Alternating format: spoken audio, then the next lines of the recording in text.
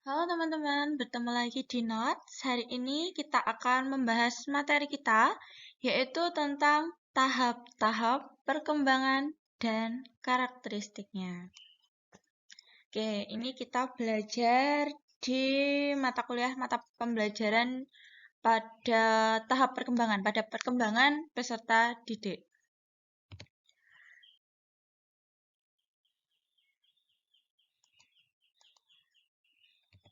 Oke, apa itu perkembangan? Nah, di sini kita akan bahas dulu apa yang dimaksud dengan perkembangan. Perkembangan menurut Yusuf Samsu tahun 2001 halaman 15. Perkembangan adalah perubahan-perubahan yang dialami oleh individu atau organisme menuju tingkat kedewasaannya atau kematangannya. Biasa disebut dengan maturation, yang berlangsung secara sistematis, progresif, dan berkesinambungan, baik yang menyangkut fisik, jasmaniah, maupun psikis, rohaniah. Maka di sini dapat kita simpulkan bahwa perkembangan merupakan suatu perubahan dan perubahan ini tidak bersifat kuantitatif, melainkan kualitatif. Di sini yang dimaksud dengan kualitatif berarti tidak bisa diukur. Oke, perkembangan tidak ditekankan pada segi material, melainkan pada segi fungsional. Materi yang kita bahas ini berkelanjutan dengan materi kita sebelumnya. Jadi silahkan kalian tonton materi kita sebelumnya di prinsip-prinsip perkembangan. Maka di sini kemarin kita sudah membahas tentang perubahan perkembangan kuantitatif dengan perubahan perkembangan kualitatif. Oke, kita akan lanjut. Dalam menentukan tahap-tahap perkembangan, itu para ahli mengelompokkan menjadi 3 tahap, yaitu ada tahap perkembangan secara periodisasi biologis, ada didaktis, dan ada psikologis. Kita akan bahas satu persatu. Yang pertama kita akan bahas tentang tahap perkembangan berdasarkan periodisasi biologis. Pada tahap ini itu dibatasi oleh perubahan jasmani pada tubuh. Sedangkan ahli menggolongkan periode perkembangan itu berdasarkan periodisasi biologis itu oleh Aristoteles, Elizabeth B. Harlock, Sumiati Ahmad Muhammad. Yang kedua ada tahap perkembangan periodisasi didaktis. Nah, di sini menurut Susanto tahun 2011 halaman 28 pada periodisasi didaktis ini dibagi jadi 2 golongan, yaitu yang pertama apa yang harus diberikan kepada anak pada masa tertentu, dan yang kedua adalah bagaimana cara mengajar atau menyajikan pengalaman belajar kepada anak didik pada masa-masa tertentu. Itu tadi adalah 2 kategori periodisasi didaktis menurut Susanto. Nah, di sini ada juga beberapa tanggapan penahapan perkembangan didaktis selain menurut Susanto itu juga menurut Comenius dan juga Gigi Rousseau. Yang ketiga ada tahap perkembangan berdasarkan periodisasi psikologis. Oke, pada tahap psikologis ini yang dianalisis adalah pengalaman-pengalaman psikologis, mana yang spesifik bagi individu agar dapat diterapkan dalam menandai sebagai masa perpindahan tertentu dari satu fase ke fase yang lain dalam perkembangannya. Ahli di sini, ahlinya pada periodisasi psikologis, tahapannya itu ada Erikson, ada Sigmund Freud. Nah, teman-teman, di sini proses perkembangan dari ketiga periodisasi itu ada 3 proses. Yang pertama ada proses biologis, proses kognitif, proses sosial. Di sini perkembangan peserta didik itu ada beberapa tahapan. Yang pertama adalah masa bayi itu usia 0 sampai 18 bulan, masa toddler usia 18 bulan sampai 3 tahun, masa awal kanak-kanak yaitu tahun-tahun prasekolah usia 3 sampai 6 tahun. itu playgroup, masa-masa playgroup, PAUD, TK. Nah, ini adalah di masa-masa kanak-kanak. Lalu ada fase sekolah. Fase sekolah itu usia 6 sampai 12 tahun. Ini fase sekolah anak SD. Lalu ada fase remaja, itu usia 12 sampai 18 tahun. Itu anak SMP sama anak SMA. Lalu fase dewasa muda. Ini kuliah di usia 19 sampai 25, fase dewasa tengah usia 25 sampai 45 dan dewasa akhir 45 ke atas.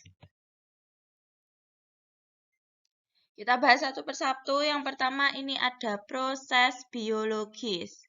Proses biologis ini meliputi perubahan-perubahan fisik individu, itu dari gen yang diwariskan dari orang tua, perkembangan otak, penambahan tinggi badan, keterampilan motorik, dan perubahan-perubahan hormon. Pada masa puber, itu mencerminkan peranan proses-proses biologis dalam perkembangan. Jadi pada di sini, di proses biologis, ini lebih kepada gen. Lalu kedua ada proses kognitif. Di proses kognitif ini meliputi perubahan-perubahan yang terjadi pada individu mengenai pemikiran, kecerdasan, dan bahasa. Nah, di sini mengamati gerakan mainan bayi yang digantung, menghubungkan dua kata menjadi kalimat, menghafal puisi, dan memecahkan soal matematik. Itu mencerminkan peranan proses-proses kognitif dalam perkembangan anak. Proses sosial. Proses-proses sosial ini meliputi perubahan-perubahan yang terjadi dalam hubungan individu dengan orang lain, perubahan-perubahan dalam emosi, dan perubahan-perubahan dalam kepribadian. Di sini, senyuman bayi itu sebagai respon terhadap sentuhan ibunya. Sifat agresif anak laki-laki terhadap teman mainnya. Kewaspadaan seorang gadis terhadap lingkungannya mencerminkan proses sosial dalam perkembangan anak. Nah, di sini ada tahap perkembangan menurut Erik H. Erikson.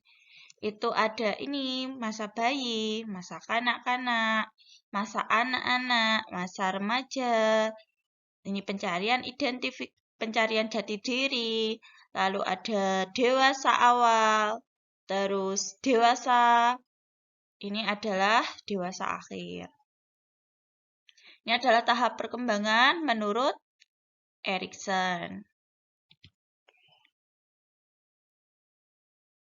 Oke, kita akan bahas satu persatu pada masa bayi, usia 0 sampai 18 bulan. Nah, di sini pada masa bayi ini tahap terbentuknya kepercayaan dasar versus ketidakpercayaan, yaitu basic trust versus mistrust. Dengan karakteristik berupa adanya kebutuhan dasar bayi yang harus dipenuhi oleh pengasuh, yang tanggap dan peka agar terbentuk rasa kepercayaan yang akan menimbulkan rasa aman. Jadi pada masa bayi di sini tahapannya adalah hanya dia percaya, basic trust, percayaan dasar, atau ketidakpercayaan, mistrust. Nah, di sini pada trust, pada kepercayaan, basic trust di sini, hubungan ini tuh diartikan sebagai suatu kesesuaian antara kebutuhan bayi dengan dunia sekitarnya. Dia sesuai, dia nyaman, maka dia akan trust. Lalu, kalau yang mistrust, ini tidak dilihat tuh bahwa setiap tahapan merupakan kunci untuk menguasai secara penuh kualitas moral pada tahap berikutnya. Nah, dalam tahap pertama ini, faktor kepercayaan atau ketidakpercayaan yang tumbuh dalam sikap sosial setiap orang itu merupakan faktor kritis. Jadi mistrust itu merupakan faktor kritis, tidak percaya pada lingkungan sekitar. Apabila seseorang masuk ke situasi baru, maka yang bersangkutan harus mampu menentukan seberapa jauh ia dapat percaya dan seberapa jauh ia menaruh curiga. Di sini Erikson membatasi mistrust itu sebagai kesiapan terhadap kemungkinan bahaya, ancaman atau suatu antisipasi terhadap keadaan yang tidak menyenangkan. Nah, Kalau menurut Aunur Rohman, tahun 2010 halaman 65, itu seseorang dapat menumbuhkan kesiapan tersebut dengan belajar dari lingkungan sekitar. Masa toddler. Masa toddler itu pada usia 18 bulan sampai 3 tahun. Nah, di sini pada tahap ini tuh terbentuk otonomi versus rasa malu dan ragu-ragu. Autonomi versus shame and doubt. Dengan karakteristik berupa adanya kemauan yang berasal dari diri anak sendiri, sehingga di sini pada masa ini balita itu mengembangkan rasa otonomi dan kemandirian. Namun, jika bayi terlalu dibatasi atau dihukum terlalu keras, maka bayi itu akan mengembangkan rasa malu dan ragu-ragu. Nah, pada tahap 2 ini, masa toddler ini, Erikson itu mengidealisasikan tumbuhnya sifat-sifat positif, atau biasa kita kenal dengan autonomi, sifat-sifat negatif, itu biasa kita kenal dengan shame and doubt, itu secara sama-sama, jadi secara beriringan. Nah, kalau menurut Aunur Rahman pada tahun 2010 halaman 66, dalam hubungan ini Erikson tuh melihat bahwa pertumbuhan autonomi pada dasarnya memerlukan pengembangan rasa kepercayaan diri. Jadi jika dia kemandirian anak itu memerlukan rasa percaya diri, tapi jika tidak mampu mencapai ini, dia akan ke sifat-sifat negatif. Kita lanjut pada masa awal kanak-kanak prasekolah di usia 3-6 tahun. Nah, pada masa awal kanak-kanak ini, tahun-tahun prasekolah di sini, masa masuk playgroup, PAUD, TK, lah ini tuh terbentuk inisiatif versus rasa bersalah. Inisiatif versus guilt. Dengan karakteristik anak yang mulai mengembangkan berbagai aktivitas dan perilaku yang lebih bertujuan. Jadi dia ada suatu situasi, dia bisa berinisiatif, tapi jika dia merasa ini salah, maka dia akan merasa bersalah. Nah ini, di lingkungan ini, maka mereka akan punya kesempatan untuk bereksplorasi, mengembangkan kemampuannya itu untuk menjadi sebuah tanggung jawab, aktif, dan memiliki keterlibatan di lingkungan. Namun perasaan bersalah mereka dari inisiatif, mereka punya inisiatif tapi mereka melakukan kesalahan, mereka akan memiliki sifat rasa bersalah. Lah ini, jika muncul, itu anak-anak akan merasa tidak senang dan mampu mempengaruhi aktivitas-aktivitasnya. Nah, dalam pandangan Erikson ini, konflik yang paling menonjol di tahap ketiga ini adalah berkembangnya suatu inisiatif terhadap suatu sasaran atau suatu tujuan, dan kemungkinan tumbuhnya guilt, perasaan bersalah itu dalam upaya untuk mencapai sasaran atau tujuan yang lain, perasaan cemas itu tadi. Apabila pertanyaan-pertanyaan seorang anak tidak memperoleh tanggapan sedikit pun, atau apabila keberaniannya, misal, dalam mengendarai sepeda tidak diperhatikan dan dibangkitkan, maka dapat dipastikan si anak akan berusaha mengembangkan inisiatifnya.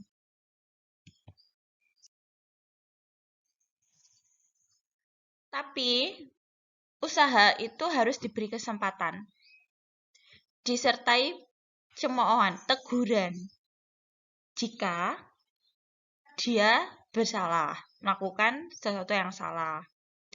Untuk itu Erikson menegaskan bahwa rasa bersalah pada berkembang di tahap ini itu mengingat anak-anak itu sudah mulai berpikir tentang prestasi, tentang kendati masih cenderung menunjukkan ketakutannya apabila tindakannya tidak diterima atau tidak diakui. Maka ini tergantung pada respon lingkungan. Jika tidak diakui, tidak diterima, maka dia akan muncul rasa tidak percaya diri. Fase selanjutnya itu adalah fase sekolah, usia 6-11 tahun. Oke, di fase ini itu anak mulai mampu berpikir deduktif, bermain dan belajar menurut peraturan yang ada. Pada dimensi psikososialnya, yang mampu pada masa ini adalah sense of industry and sense of inventory. Nah, di sini anak-anak akan didorong untuk berbuat, melakukan, dan mengerjakan dengan benda-benda yang praktis dan mengerjakannya sampai selesai, sehingga menghasilkan sesuatu. Berdasarkan hasilnya, mereka itu dihargai dan di mana perlu diberi hadiah. Dengan demikian, rasa atau sifat ingin menghasilkan sesuatu itu dapat berkembang.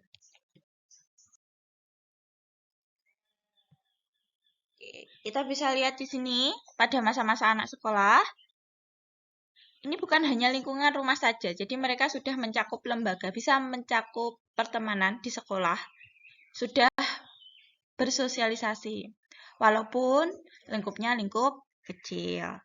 Nah, ini akan berpengaruh pada industri and inferiority anak. Anak di sini akan memiliki IQ. Nah, IQ-nya di sini, IQ 80 atau 90, itu akan mempunyai pengalaman sekolah yang kurang memuaskan. Walaupun sifat industri dipupuk dan dikembangkan di rumah, ini dapat menimbulkan rasa inferiority, rasa ketidakmampuannya.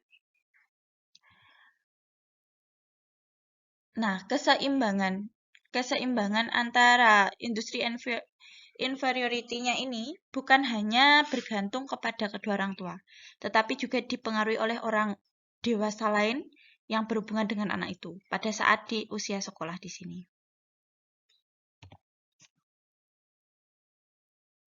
Oke, kita masuk ke fase remaja pada usia 12 sampai 18. Pada fase ini tuh anak mengalami kematangan fisik dan mental. Jadi ia udah punya perasaan, keinginan baru tentang akibat perubahan-perubahan tubuhnya. Jadi pada fase remaja ini lebih concern ke perubahan tubuh. Saat perubahan tubuh di sini, mereka udah punya kematangan fisik dan juga mental.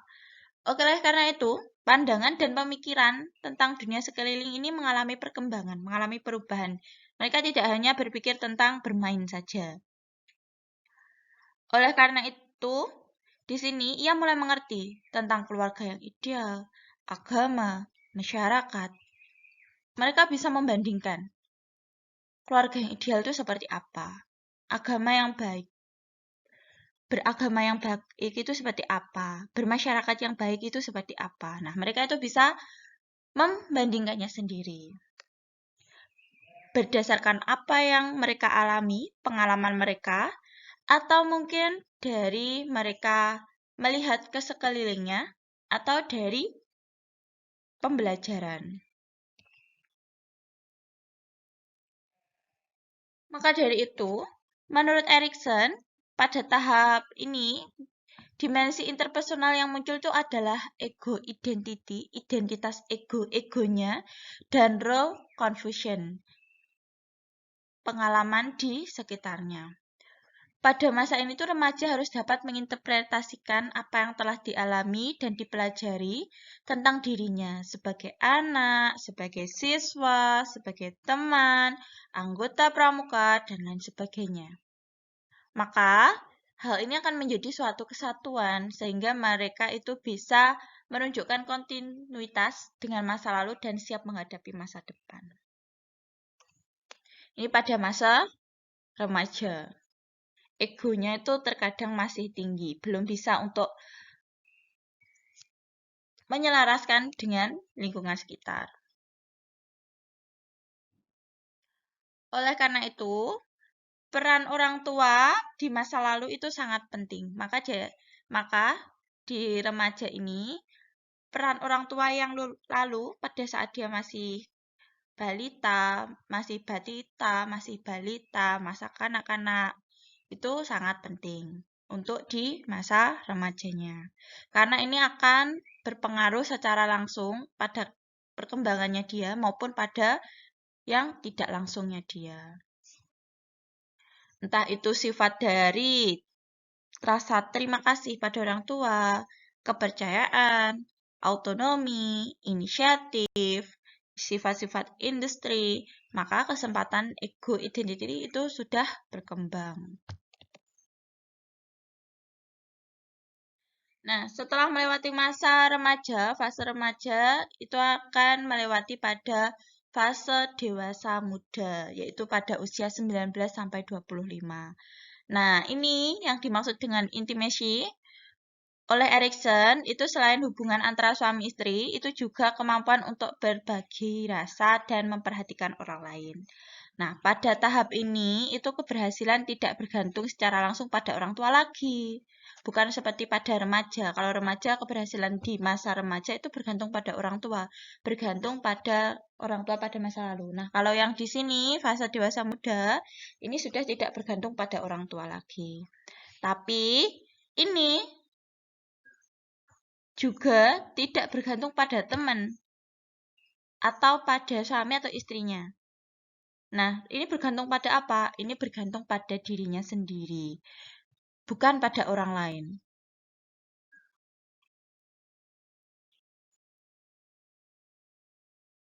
Kita bisa lihat di sini pada masa dewasa muda.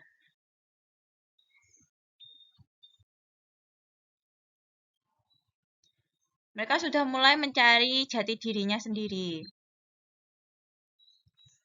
Setelah melewati masa dewasa muda, ini adalah fase dewasa tengah, yaitu pada usia 25 sampai 45. Nah, ini disebut dengan generativity. Itu berarti bahwa orang tuh mulai memikirkan orang-orang lain di luar keluarganya sendiri. Kalau tadinya dia hanya berpikir, pikirannya hanya pada fokus pada keluarga, sekarang bukan hanya pada keluarga, tapi orang-orang yang ada di luar keluarga. Nah, di sini memikirkan generasi yang akan datang serta hakikat masyarakat dan dunia tempat generasi itu hidup. Nah, generativity ini bukan hanya terdapat pada orang tua atau ayah ibu, tetapi bisa terdapat pula pada individu-individu yang secara aktif itu memikirkan kesejahteraan kaum muda, serta berusaha membuat tempat bekerjanya itu menjadi lebih baik, agar mereka bisa hidup yang lebih baik juga. Orang yang tidak berhasil pada fase ini, berarti ia berada dalam keadaan self-absorption, dengan hanya memutuskan perhatian pada kebutuhan kesenangan pribadinya. Jadi pada fase dewasa tengah ini tidak hanya pada luar, tidak hanya pada dirinya sendiri, tapi juga pada luar. Tapi kalau dia gagal, maka dia hanya memperhatikan kebutuhan-kebutuhannya dia sendiri. Itu adalah ciri dari dia gagal pada fase ini. Bukan gagal, belum berhasil.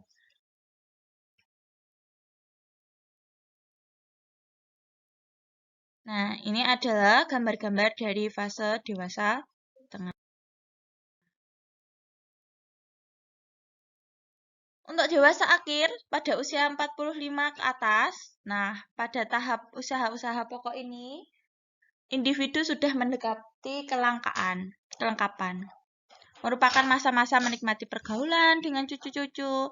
Integriti timbul dari kemampuan individu untuk melihat kembali kehidupannya yang lalu dengan kepuasan.